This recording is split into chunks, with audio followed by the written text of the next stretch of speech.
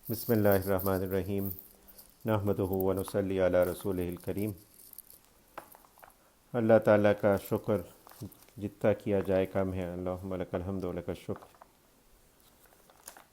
کہ یہ لمحات زندگی جو ہے یہ اللہ تعالیٰ نے عنایت فرمائے محض اپنے کرم اپنے فضل سے، اور ہمارے استحقاق کے بغیر، کہ ہم مستحق نہیں ہیں، ہم ڈیزرو نہیں کرتے اس کو، لیکن یہ موقع ملا ہم کو کہ کچھ وقت فارغ کریں اپنا، اور ایک دوسرے کو یاد دہانی کرائیں کہ بھئی ہمارا مقصد زندگی جو ہے اس میں ہم کتنی کامیابی حاصل کر رہے ہیں، کہ اللہ کو راضی کرنا اور اللہ کی ناراضگی سے بچنے کی جو کوشش ہے، اور یہ زندگی بھر کی کوشش ہے۔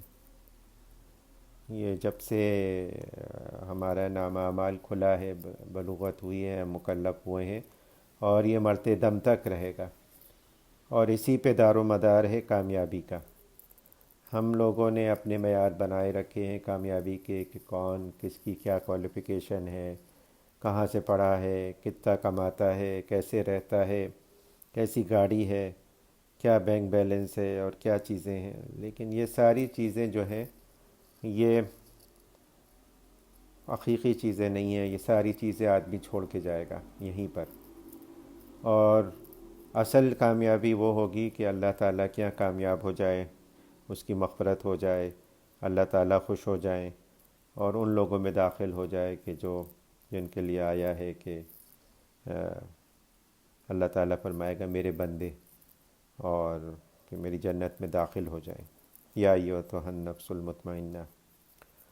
تو اس کوشش میں لگے ہوئے ہیں ہم سب، اور کوشش کر رہے ہیں، اور اللہ تعالیٰ ہی کی توفیق سے کوشش کر رہے ہیں، ورنہ ہم میں یہ صلاحیت بھی نہیں ہے، اور اس طرف متوجہ ہونا، اپنے سے کوشش کرنا اور اس میں لگے رہنا، یہ بھی اللہ کا بہت بڑا فضل ہے، کرم ہے، اس کا شکر ادا کرنا چاہیے کہ اللہ تعالیٰ نے ہم میں یہ احساس پیدا کر دیا۔ ارد گرد ہم دیکھیں ہزارہ کروڑہ لوگ ایسے ہیں، اللہ بچائے، ایمان بھی نہیں ہے، ایمان ہے بھی، ہاں اچھا، کیا ہو گیا بھائی؟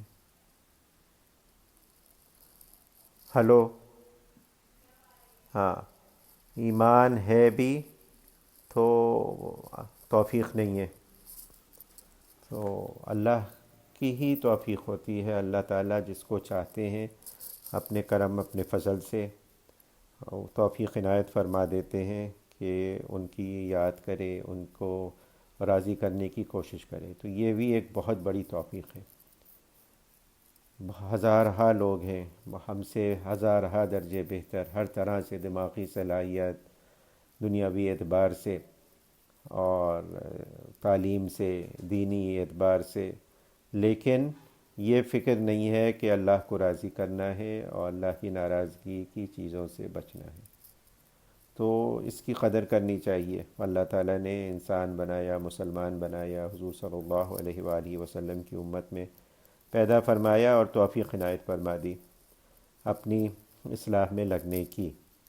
تو اس کا جتنا شکر ادا کریں گے انشاءاللہ اللہ تعالیٰ اس کو بڑھاتے جائیں گے، اور جو لگا ہوا ہے اس کو اللہ تعالیٰ خود فرماتے ہیں کہ بھئی جو ہمارے راستے میں چل رہا ہے اس کو یقیناً بالضرور ہم پہنچا دیں گے، بس لگے رہنا ہے، ہمت نہیں ہارنا۔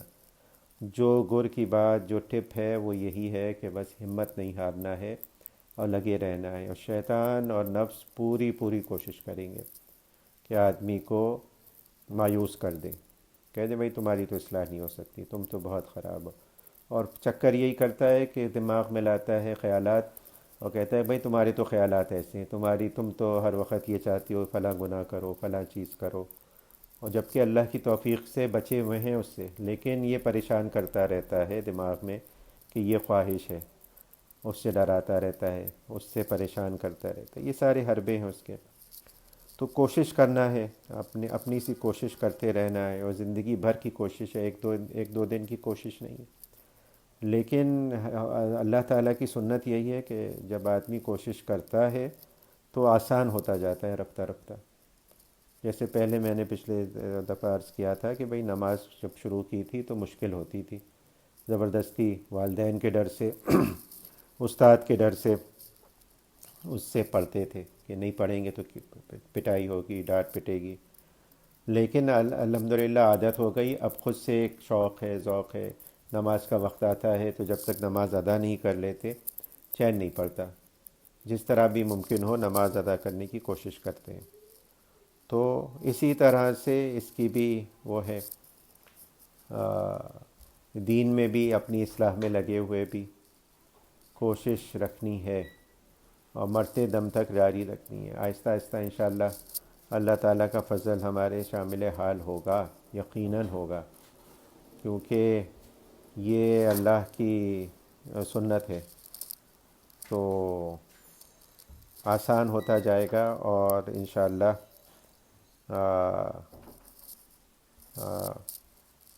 اتنی مشکل نہیں رہے گی جتنے کہ پہلے تھی۔ تو یہ کوشش جاری رکھنی ہے، اور یہ زندگی بھر کی کوشش ہے، ایک دن کی، 3 دن کی، 10 دن کی، 40 دن کی، ایک چلہ، 2 چلہ، 3 چلہ نہیں ہے، بلکہ یہ زندگی بھر کی کوشش ہے، اور اسی کوشش میں ہم سب لگے ہوئے ہیں۔ ہمارے حضرت یہی فرماتے ہیں کہ بھئی ہم سب ایک کشتی کے سوار ہیں، کوشش کر رہے ہیں اللہ کی رضا حاصل کرنے کے۔ صحیح ہے، تو اس میں ایک دوسرے کو یاد دہانی ہی کرانے مقصود ہوتی ہے کہ بھئی اس میں دیکھیں کہ بھئی کہیں ڈھیلے تو نہیں پڑتے جا رہے، اپنے جو ہمارا اصل مقصد زندگی ہے اور اس کے لیے جو جد و جہد کرنی ہے، اس کے لیے جیسی کوشش ہے وہ کر رہے ہیں کہ نہیں کر رہے۔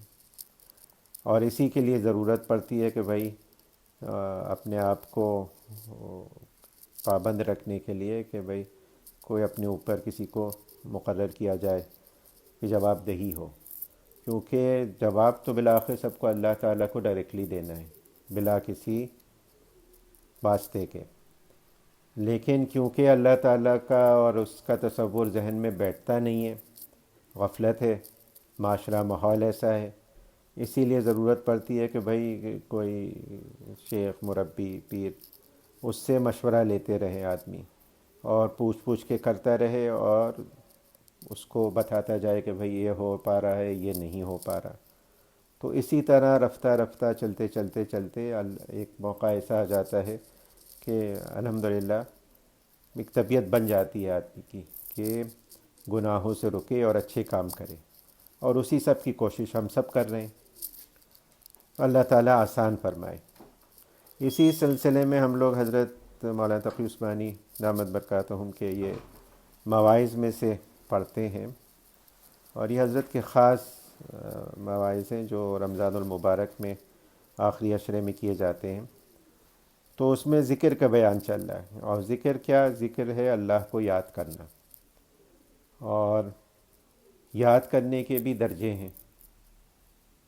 حضرت تھانوی نے اس پہ تفصیل سے لکھا ہے بہت ماشاءاللہ، کہ ایک تو ہے صرف نام، آپ کو معلوم بھی نہیں ایک چیز کا آپ نام لے رہے ہیں، آپ کو کچھ حقیقت نہیں معلوم اس کی کہ وہ چیز کیا ہے۔ نام لے رہے ہیں وہ بھی ایک ذکر ہے، پھر نام لیتے لیتے آپ کو اس سے ملاقات ہو گئی، آپ کو اس سے جان پہچان ہو گئی، آپ تو وہ آپ کے ذہن میں فوراً خیال آ جاتا ہے فلاں، آپ کے اس سے معاملات ہونے لگے، آپ کو پتہ چلنے لگا ہو یہ تو فلاں شخص ہے جو مجھے اتنا میرے اوپر مہربانی کرتا ہے، مجھ پہ اتنی عنایات کی بھی ہیں اور اتنا سب کچھ کیا ہوا ہے۔ تو پھر ایک اور جب اس کا نام آتا ہے آپ کے ذہن میں تو اس کی ایک الگ طرح سے یاد ہوتی ہے۔ تو اس طرح سے یاد کے درجے بڑھتے جاتے ہیں۔ پہلے تو آپ کی کوئی جان پہچان نہیں تھی، بس ایک نام لے رہے تھے آپ، فلاں صاحب کا نام۔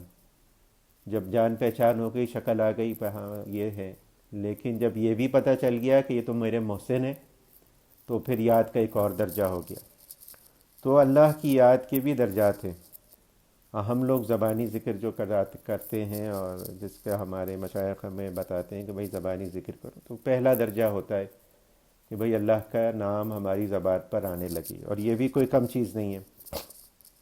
پہلے بھی حضرت تھانوی نے فرمایا، ہم لوگ پڑھ چکے ہیں ہمارے حضرت نے بھی، کہ بھئی اللہ کا نام جس کی کوشش تو کرنا چاہیے اپنی توجہ وغیرہ سے بھی، توجہ رکھے آدمی اور کوشش کرے، دھیان سے کرے، لیکن اگر نہیں بھی کر پا رہا تو بے فائدہ نہیں ہے، کم از کم ایک عضو بدن کا اللہ کی یاد میں لگا ہوا ہے، تو یہ بھی ایک نعمت ہے۔ لیکن کوشش یہ کرنی ہے کہ حقیقی ذکر ہو۔ وہ حقیقی ذکر کیا ہے؟ وہ یہی ہے کہ اللہ کا دھیان، اللہ کی یاد، اللہ کا تصور اتنا زیادہ ہو جائے کہ جیسا حضور صلی اللہ علیہ وآلہ وسلم نے حضور سے پوچھا، حضرت جبرائیل نے، کہ احسان کیا ہے؟ تو آپ نے فرمایا کہ اللہ کی عبادت ایسے کرنا جیسے اللہ کو دیکھ رہے ہو۔ اب کہنے کو کہہ دیا، سننے کو سن لیا، لیکن وہ ایک کیفیت ہے، وہ زبانوں میں، الفاظوں میں، لکھنے میں آ نہیں سکتی۔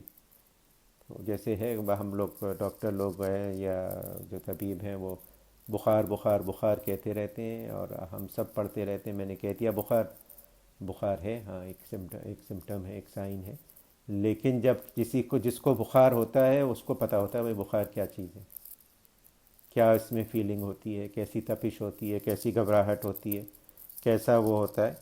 تو جب تک وہ نہیں فیل کرتا تو بس بخار ایک نام ہی ہوتا ہے۔ تو اسی طرح سے اللہ کی یاد جو ہے اصل میں وہی درجہ مطلوب ہے کہ جو وہ حضور صلی اللہ علیہ وآلہ وسلم کا فرمایا ہوا کہ بہترین اللہ کی احسان کا مطلب ہے کوئی چیز بہترین طریقے سے کرنا، ایکسلنس، احسان۔ پہلے پوچھا اسلام کیا ہے، پھر ایمان پوچھا، پھر اسلام پوچھا، پھر احسان پوچھا حضرت جبرائیل علیہ السلام نے۔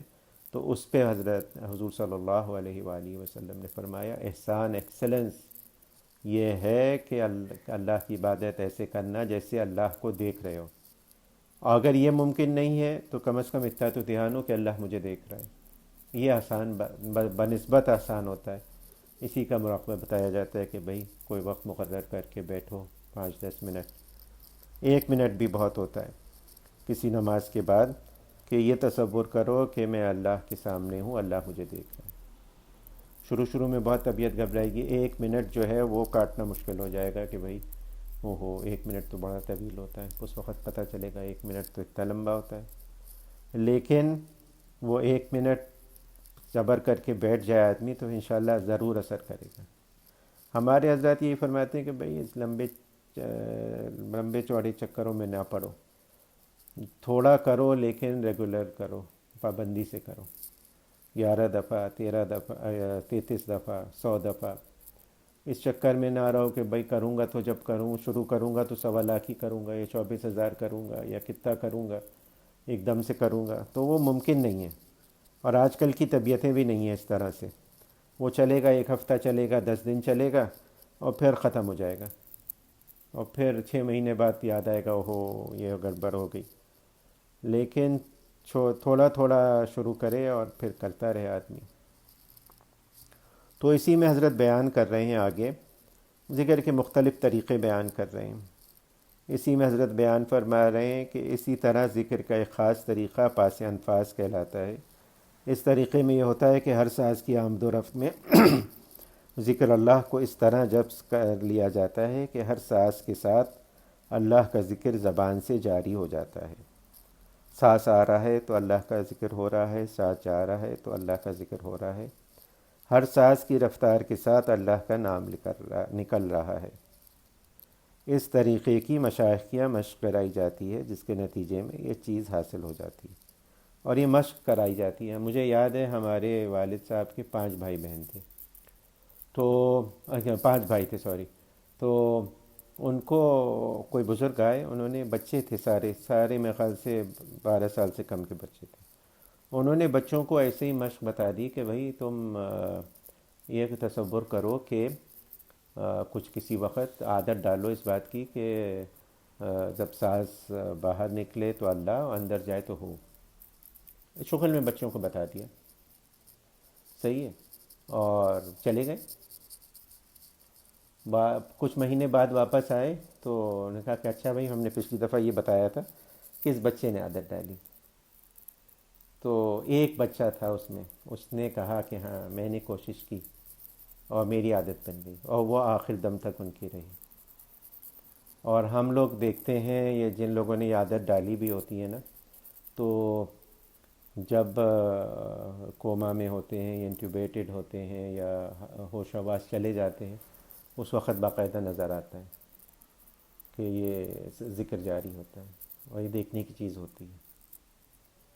اور ہم لوگ نے بعض لوگوں کو دیکھا ہے جو بالکل ٹرمینل کیسز ہوتے ہیں، اتنی تکلیف اور معلوم ہے کہ یہ ہے، لیکن ذکر جاری ہوتا ہے ان کا۔ تو یہ مشق ہے، لیکن ہمارے مشائخ کہتے ہیں کہ بھائی اس کے ساتھ دھیان بھی رہے۔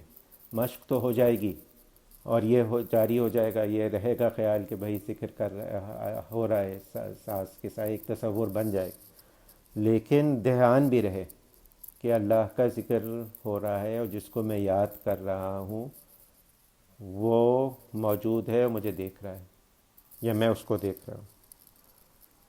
اسی طرح حضرت فرماتے ہیں، ایک سلطان الاذکار کا نام آپ نے سنا ہوگا، یہ بھی ذکر کا ایک خاص طریقہ ہے جس میں تمام لطائف کے ساتھ ذکر کی آواز نکلتی ہے، واللہ عالم۔ تو یہ سارے طریقے ہیں، یہ بتائے اسی لیے جاتے ہیں کہ بھائی کہ اللہ کی یاد کسی طرح سے بیٹھے۔ سب سے بڑی جو بیماری، سب سے بڑی جو ہمارے میں خرابی ہے وہ ہے غفلت۔ غفلت جو ہے وہ مختلف جس کے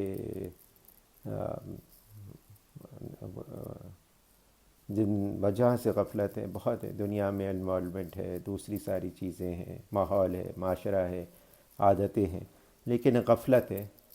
اور غفلت کس سے ہے؟ اللہ سے غفلت ہے، اللہ کے احکام سے غفلت ہے۔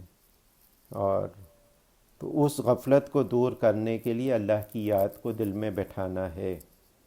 وہ یاد جب بیٹھے گی دل میں، تبھی جو کام کہے گئے ہیں ان پہ عمل کرنا، اور جن کاموں سے منع کیا گیا ہے ان سے بچنا ممکن ہو پائے گا، ورنہ نہیں ہو پائے گا۔ یہ مسئلہ، یہ ایک بہت بڑا مسئلہ ہے اس وقت، کہ ظاہری طور پر تو ہم لوگ کر لیتے ہیں، لیکن جو باطنی گناہ ہے اس میں کوئی وہ نہیں ہوتا، کسی کو خبر بھی نہیں ہے۔ مولوی صاحب ہیں، داڑھی ہے، ٹوپی ہے، 5 وقتہ صف اول میں نماز پڑھتے ہیں، اور ظاہری گناہوں سے تو بچتے ہیں، لیکن باطنی گناہ، کسی کو حقیر سمجھنا، کسی پہ غصہ کرنا، لالچ، طمع ہونا، 2 پیسے کے فائدے کے لیے دین کا نقصان کر لینا، غیر اللہ سے محبت کرنا، یہ ساری چیزیں جو ہیں یہ موجود ہیں۔ تو یہ کیسے دور ہوں گی؟ یہ تو دور تبھی ہوں گی جب اللہ کی یاد دل میں بیٹھے گی۔ اور قرآن میں ہمارے مفسرین، خصوصاً حضرت مولانا اشرف علی تھانوی رحمۃ اللہ علیہ، مفتی شفیع صاحب ہمارے حضرت بھی بتاتے ہیں کہ بھائی جہاں پہ بھی احکام آتے ہیں اس کے بعد اللہ تعالیٰ اپنی صفت کا ذکر ضرور کرتا ہے، واللہ بصیر بالعباد، اللہ سمیع علیم، کچھ اس طرح سے کہ بھائی کچھ نہ کسی کو پتہ چلے نہ پتہ چلے، تم عمل کر رہے ہو نہیں کر رہے ہو، اللہ کو تو پتہ ہے۔ تو یہ اللہ کی یاد جو ہے یہ دل میں بیٹھ جائے، یہ سارے طریقے اسی چیز کے لیے ہیں۔ تو حضرت یہی فرما رہے ہیں کہ یہ سارے طریقے جو ہیں جتنی یہ ہمارے مشائخ کروا رہے ہیں، اور یہ سب طریقہ علاج ہیں، یہ جو ہیں یہ حضرات صوفیہ کرام نے ذکر کے جو خاص طریقے بیان فرمائے، ان کا مقصد یہ تھا کہ ذکر میں انسان کا دل لگ جائے، اور یہ طریقے بطور علاج کے بیان فرمائے۔ یعنی یہ کوئی مسنون نہیں ہے، کوئی سنت نہیں ہے، ان کے لیے یہ ڈھونڈنا کہ حدیث میں ملے یا قرآن میں ملے ضروری نہیں ہے۔ یہ تو طریقے ہیں جو کہ بعد میں ایجاد کیے گئے ہیں تاکہ لوگوں کا دل لگے، لوگوں کے میں یاد بیٹھے، جو غفلت اتنی شدید ہو گئی ہے وہ دور ہو جائے۔ اور کہتے ہیں اس کی مثال بالکل ایسے ہی ہے جیسے علاج ہوتا ہے کہ ظاہری بیماریوں کا، کہ بھئی پہلے زمانے میں کسی اور طریقے سے ہوتا تھا، اب جو ہے وہ اور طریقے سے ہوتا ہے، آئندہ پتہ نہیں کسی اور طریقے سے ہو، تو یہ علاج کے طریقے بدلتے رہتے ہیں۔ تو اسی طرح سے یہ ذکر کے جو نئے طریقے ہیں یہ بظاہر تو بدعت ہیں، یعنی اگر نئی ایجاد کے معنی میں لیا جائے تو نئی چیزیں ہیں، لیکن یہ کوئی نہیں کہتا کہ مسنون ہے، اور کوئی نہ کرے تو کوئی اس کے اوپر وہ نہیں کرتا، نکیر نہیں کرتا کہ کیوں نہیں کرتے۔ ہاں جس کو ضرورت محسوس ہوتی ہے، جس کو مشائخ بتاتے ہیں، ان کو کرنا چاہیے، کیونکہ اس سے غفلت دور ہوگی، اور غفلت دور ہوگی تو اللہ کا دھیان دل میں بیٹھے گا، اللہ کا دھیان دل میں بیٹھے گا تو پھر آدمی گناہوں سے بچے گا اور نیک کام کرے گا۔ اگر انہی چیزوں کو بس سمجھنے لگے کہ بھئی یہ جو چیزیں ہیں یہ ضروری ہیں اور ان کو کرنا چاہیے، اور جو نہیں کر رہا وہ اس کو ڈانٹا جائے کہ بھئی کیوں نہیں کرتا، تو یہ بدعت ہو جائیں گی۔ اسی لیے ہمارے یہاں اس کا بہت خیال رکھا جاتا ہے کہ بھئی یہ انڈیویجولی کی جائیں، انفرادی طور پہ کی جائیں، اور جب کی جائیں تو بتا دیا جائے آدمی کو واضح طور پر کہ بھئی یہ ایک اضافی چیز ہے، ایک علاج کا طریقہ ہے، اور اسی لیے یہ کرائی جاتی ہے کہ اللہ کی یاد دل میں بیٹھے، کیونکہ ہمارا مزاج بن گیا ہے، پوری امت کا اس وقت مزاج بنا ہوا ہے، اور خصوصاً یہ جو آج کل نئی تحریکیں چل رہی ہیں مختلف، کہ دین جو ہے وہ بس ایک مجموعہ ہے قانونوں کا جو ظاہر پہ لاگو ہو رہی ہیں۔ نماز کا وقت ہے، نماز پڑھ لو، زکوٰۃ ہے، زکوٰۃ دے دو، رمضان آیا، روزہ رکھ لو، حج کر لو، عمرہ کر لو، بس پورا ہو گیا۔ دنیا کے معاملات میں جو جی چاہے کرو، سود لو، شادیاں مکس گیدرنگ کے ساتھ کرو، ناچ گانا کرو، کوئی نہیں پوچھتا۔ اور اس سے بڑھ کر یہ کہ جو قلبی اعمال ہیں، اللہ کا شکر ہے، اللہ سے ڈرنا ہے، اللہ کی رضا پہ راضی رہنا ہے، وہ نہیں ہے کہ اللہ کا ایک قضا آ گئی اللہ کی طرف سے اور اس پہ رضا نہیں ہے۔ وہ آدمی کہتا ہے کہ نہیں یہ کیوں ہوا، میرے ساتھ کیوں ہوا، یہ تو نہیں ہونا چاہیے، اعتراض آ کیا اللہ پر، یہ ساری چیزیں نہیں۔ تو حضرت مولانا ابو الحسن علی ندوی رحمۃ اللہ علیہ بہت بڑے علماء میں سے گزرے ہیں ابھی ریسنٹ پاسٹ میں، تو انہوں نے کہا کہ میرا جو اسپیشلائزیشن کا فیلڈ ہے وہ تاریخ ہے۔ جبکہ تھے بزرگ بھی تھے، اجازت بھی تھی، بیعت وغیرہ بھی کرتے تھے، تو کہنے لگے میرا اسپیشلائزیشن کا فیلڈ تاریخ ہے، میں نے تاریخ بہت تفصیل سے پڑھی ہے مختلف قوموں کی، ان کی کتابیں بھی ہیں تاریخ کے اوپر بہت ساری۔ تو کہنے لگے کہ اس وقت امت کا جو سب سے بڑا مسئلہ ہے، جو بنیادی مسئلہ ہے، وہ وسائل کی کمی نہیں ہے، وہ علم کی کمی نہیں ہے، وہ افراد کی کمی نہیں ہے، وہ کوئی ایسی چیز مادی چیزوں کی کمی نہیں ہے، لیکن جو بیسک مسئلہ ہے وہ نفاق کا مسئلہ ہے۔ کہتے کچھ ہیں، کرتے کچھ ہیں، اور یہ قلبی مرض ہے، نفاق حضور صلی اللہ علیہ وآلہ وسلم کے زمانے سے چل رہا ہے۔ تو جو اعتقادی نفاق ہے وہ تو اللہ بچائے، لیکن عملی نفاق ہے، امت میں اس وقت بھی عملی نفاق ہے۔ سب کو کہیں گے صبر کرنا چاہیے، شکر کرنا چاہیے، اللہ کی رضا پہ راضی رہنا چاہیے، اور حلال حرام ہر بات ہوگی، لیکن جہاں پہ دو پیسے کا فائدہ آئے گا، نام و نمود آئے گی، لوگ کیا کہیں گے۔ شادی بیاہ کا معاملہ ہے، کسی کی موت ہو گئی ہے، کہتے ہیں کہ نہیں کرو یہ چیزیں شریعت کے خلاف ہیں، تیجا سویم 40واں، لوگ کیا کہیں گے۔ ہم بھی تو گئے تھے ان کے یہاں، تو وہ یہی کہتے ہیں نا کہ بھئی اس وقت تو کھانا کھانے آ گئے تھے اور اپنی باری آئی تو شریعت یاد آ گئی ان کو۔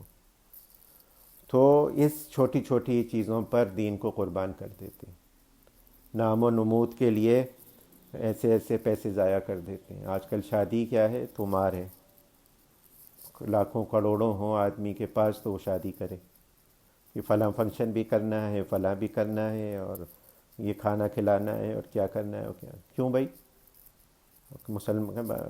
اصل میں دعوت کا مقصد تو یہ تھا کہ بھائی مسلمان بھائی کا دل خوش کر دیں، خوشی کا موقع ہے، یہ تھوڑی کہ قرض لے کر اور اپنی جائز اس کو ختم کرتے ہوئے ناجائز ذرائع استعمال کرتے ہوئے آدمی اتنی بڑی دعوت کرے جو اس کی حیثیت سے بڑھ کرے۔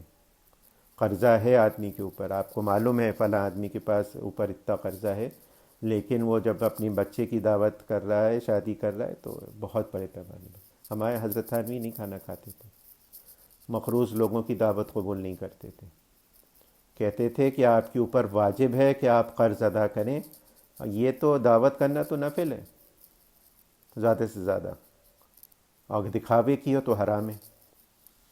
نفل بھی تب ہے کہ آپ صحیح نیت سے مسلمان کا دل خوش کرنے کے لیے کر رہے ہیں، اور اگر دکھاوے کے لیے کر رہے ہیں تو پھر تو حرام ہے۔ کہتے تھے کہ نہیں، آپ جتنے پیسے میں دعوت کریں گے، وہ لوگ کہتے ہیں ہمارے پاس تو قرض 1 کروڑ کا ہے، تو یہ دعوت تو 3-4 ہزار میں ہو رہی ہے، کیا فرق پڑے گا؟ نہیں پڑے گا فرق، کچھ نہ کچھ تو ادا ہوگا۔ ہمارے ایک صاحب تھے حضرت کے اصلاحی تعلق رکھنے والے، وہ بہت مقروض تھے، ان کی عادت ہی یہی تھی، لوگوں سے قرضہ لیتے تھے، اور پھر کیونکہ وسائل نہیں تھے، کوئی کاروبار نہیں تھا، نوکری نہیں تھی، تو پیسے نہیں دیتے تھے واپس۔ تو جب حضرت کو پاس شکایت پہنچی تو حضرت نے کہا کہ جب آپ جو مہینے کا خط لکھتے ہیں تو اس میں سب سے پہلی چیز جو آپ لکھیں گے وہ یہ لکھیں گے کتنا قرض ادا ہوا، چاہے وہ 1 روپیہ ہو، چاہے 10 روپیہ ہو، 100 روپیہ ہو، لیکن سب سے پہلے وہ لکھیں گے۔ اس کے بعد کوئی چیز آپ لکھ سکتے ہیں، اس کی اجازت ہے، ورنہ نہیں۔ اگر یہ نہیں کر رہے آپ تو پھر کوئی فائدہ نہیں۔ تو دین جو ہے نا، دین ہم لوگوں نے خانے بنا لیے ہیں، کمپیوٹر وہ کر لیا ہے، ایک کمپارٹمنٹ دی اس چیز کا ہے، ایک دنیا کا ہے، ایک دین کا ہے، اور دونوں میں پاؤں رکھے، اور ایک اس طرف کشتی بہہ رہی ہے، ایک اس طرف کشتی بہہ رہی ہے۔ اللہ بھی خوش ہے، اور نعوذ باللہ شیطان کو بھی خوش کرنے کی کوشش میں لگے ہوئے ہیں۔ تو یہ تو محال ہے، یہ تو ہو ہی نہیں سکتا۔ تو اسی کوشش میں لگے رہنا ہے کہ بھئی اللہ خوش ہو جائے، اللہ راضی ہو جائے، اور اللہ کی ناخوشی کی جو چیزیں ہیں وہ اس سے بچ جائیں۔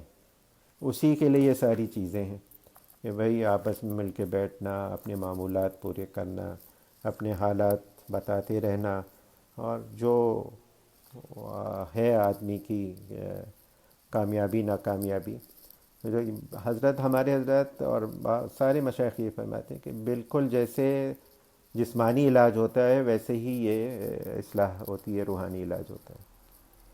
کہ بھئی آپ نے بتایا کہ فلاں ہے، فلاں امراض ہیں مجھ میں، فلاں چیز ہے، غفلت ہے، جی نہیں لگتا، نماز نہیں پڑھتا، فلاں چیز ہے، فلاں چیز ہے، غصہ بہت کرتا ہوں، ناجائز غصہ ہے، اظہار ہے، تو پھر وہ جو ہے میں آپ کے شیخ مربی وہ بتائے گا بھئی یہ چیزیں کرو۔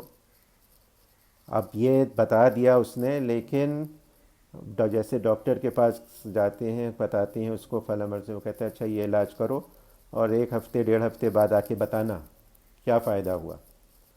اگر فائدہ نہیں ہوا تو جلدی آنا، اور پھر دیکھتے ہیں، ریویو کرتے ہیں بھئی استعمال کیا علاج کہ نہیں کیا۔ وہ کہتا ہے میں تو استعمال ہی نہیں کیا، ہمت ہی نہیں ہوئی، موقع ہی نہیں ملا۔ سب سے زیادہ جو ریزن ہوتا ہے فائدہ نہ ہونے کا یہی ہوتا ہے۔ ہمارے حضرت بھی یہی فرماتے ہیں کہ بھئی کوئی آتا ہے اور اس کو ہم بتاتے ہیں کہ فلاں چیز کرو، معمول بناؤ، معمول بنا کے یہ چیزیں کرو، اور بیسک چیزیں، اور 6 مہینے بعد وہ اطلاع دیتے ہیں کہ بھئی مجھ سے تو نہیں ہو پاتا۔ تو وہ کہتے ہیں بالکل مثال یہی ہے کہ ڈاکٹر کے پاس کوئی جائے، بتائے یہ مرض ہے، ڈاکٹر صاحب میرا علاج کریں مہربانی سے، وہ سب دوائیں دے، توجہ سے آپ کو دیکھے، اور 6 مہینے بعد آپ اس کو جا کے بتائیں آپ کے علاج سے تو کوئی فائدہ ہی نہیں ہوا، آپ نے استعمال بھی کیا؟ استعمال تو نہیں کیا، فریم میں لگانے کے لیے نسخہ تھوڑی دیا گیا تھا کہ اس کی برکت سے ہو جائے گا۔ تو وہ ہم لوگ اس کا تعویذ بنانے کے چکر میں زیادہ رہتے ہیں۔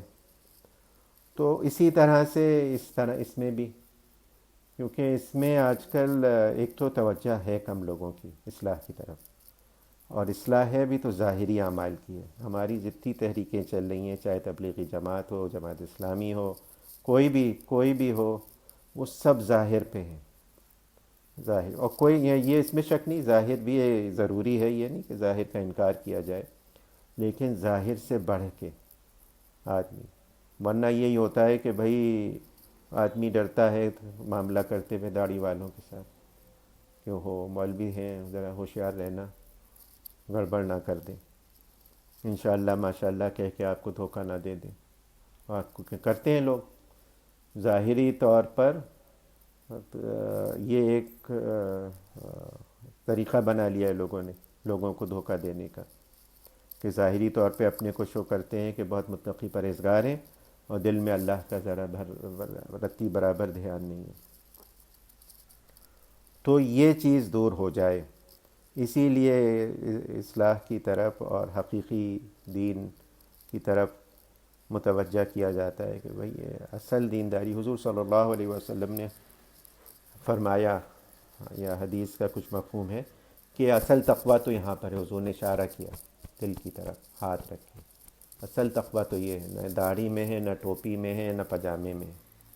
ہمارا سارا تقویٰ جو ہے نا انہی تین چیزوں میں ہے. اور دوسروں پہ دین نافذ کرنے کے لیے، سب سے زیادہ گھر والوں پہ، اور اپنے حالات جو ہیں وہ سب کو خود معلوم ہے کہ کتنا ہے تقویٰ. تو یہ حقیقی دینداری پیدا ہو جائے ہم میں. اور جس دن ہو گئی نا تو پھر یہ کہ پھر وہی حالت ہوگی کہ حضرت شیخ سعدی نے حکایت لکھی نا کہ ایک طالب علم تھا، تو وہ اس کو بہت زیادہ توجہ دیتے تھے استاد صاحب، اور باقیوں کو نہیں دیتے تھے. تو کہا کہ بھئی کیوں؟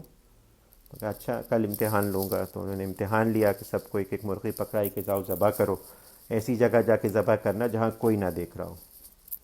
تو سب ذبح کر کے لے آئے، وہ نہیں لایا، وہ زندہ مرغی لے آیا. کہا بھئی کیوں نہیں کیا؟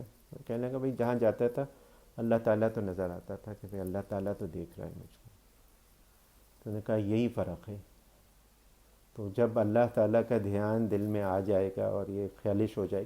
اور یہ بھی نا اس میں بھی تھوڑا سا سمجھنے کی ضرورت ہے. لوگ اپنا اسٹینڈرڈ یا معیار بہت بلند بنا لیتے ہیں. کم از کم یہ تو پتہ چل جائے کہ مجھ سے غلطی ہو گئی. شروع میں ہوگا ایسے، آدمی اتنا مضبوط ہوگا نہیں، پھسل جائے گا، غلط کام کر لے گا، لیکن اس کو اکنالج کر لے. اس کی مثال بھی اللہ تعالیٰ نے آسمان میں کرا کے بھجوا دی ہم کو. حضرت آدم علیہ السلام کی جو لغزش ہو گئی تھی کہ یہ گناہ کرا کے نمونے کا بھجوا دیا ہم کو کہ بھئی کرنا کیا ہے، یہی کرنا ہے. ربنا ظلمنا، سب سے پہلے اپنا اقرار کر لینا ہے مجھ سے غلطی ہو گئی. شیطان کی طرح نہیں. شیطان نے کہا تھا کہ نہیں، میں یہ آپ نے کرایا، آپ نے مجھے گمراہ کیا. حضرت آدم علیہ السلام نے وہ اختیار کی بندگی، محتاجی، اور سارا ذمہ اپنے ذمے لے لیا کہ مجھ سے غلطی ہو گئی، میں نادم ہوں، مجھ سے غلطی ہو گئی. اور شیطان نے تھوپ دیا اللہ کو کہ آپ نے مجھے گمراہ کیا. بڑائی سے اس نے جو تکبر کیا. تو کرنا یہی ہے کہ بھئی ایک بیدار گناہ گار کی طور پر جب غلطی ہو جائے تو اقرار کر لے آدمی کہ بھئی یہ مجھ سے غلطی ہو گئی، اللہ میاں اللہ تعالیٰ مجھے معاف فرما دے. اس میں بھی ہزارہا حکمتیں ہوتی ہیں.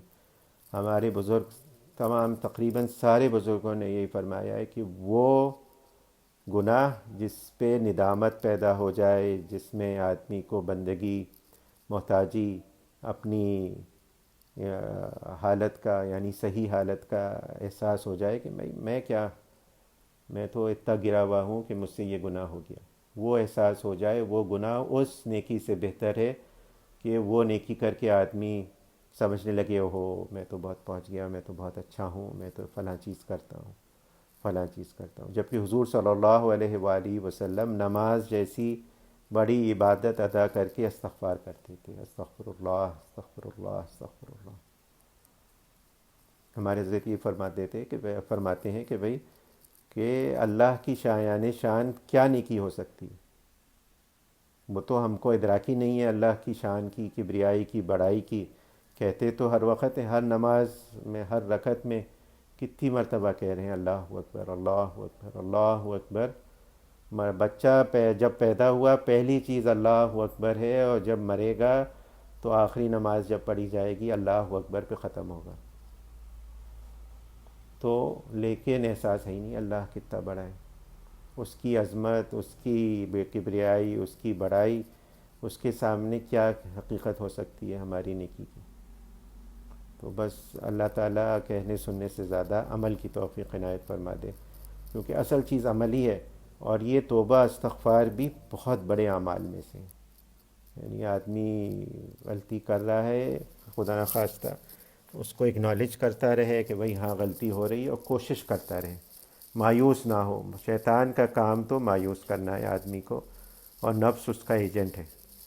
اور ایک دوسرے سے وہ تقویت حاصل کرتے ہیں۔ بس دعا کر رہے ہیں اللہم صلی علی حبیبک محمد وعلی آل حبیبک محمد کما صلیت علی ابراہیم وعلی آل ابراہیم انک حمید مجید، اللہم بارک علی حبیبک محمد وعلی آل حبیبک محمد کما بارکت علی ابراہیم وعلی آل ابراہیم انک حمید مجید، یا العالمین یا غیاث المستغیثین یا مانع المستجیرین یا مجیب دعاء المضطرین یا کاشف المکروب، یا اللہ یا رحمان یا رحیم یا حی یا قیوم یا ذا الجلال والاکرام۔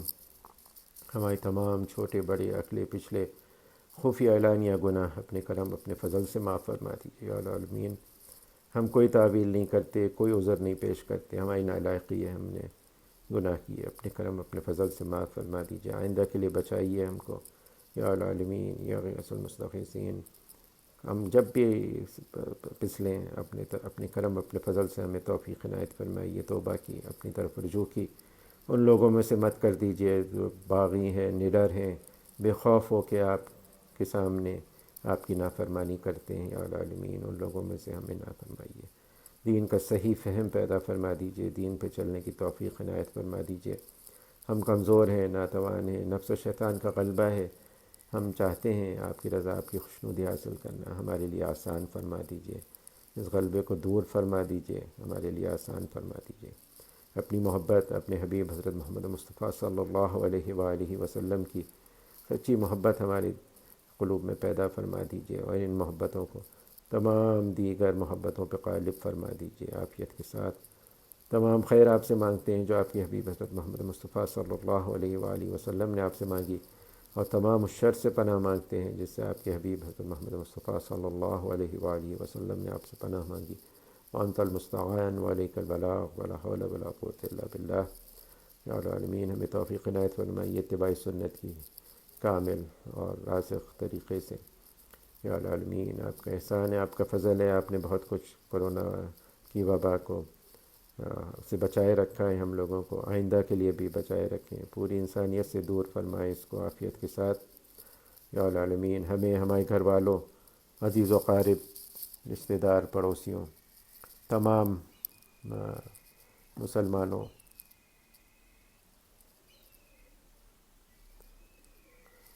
مسلمانوں پہ خصوصی رحم کرم فضل کا معاملہ فرمائیے یا العالمین۔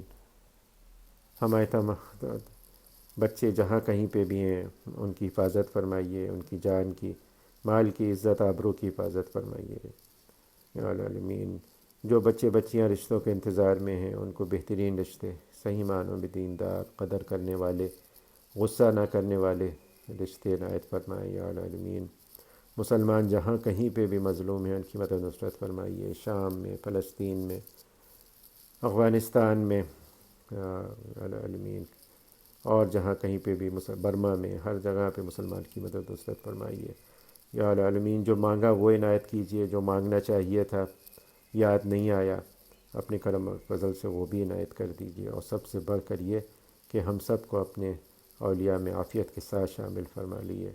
صلی اللہ تعالی علی خیر خلقی نور عرشی مظہر لطفی محمد وآلہ وصحبہ اجمعین برحمتک یا ارحم الراحمین۔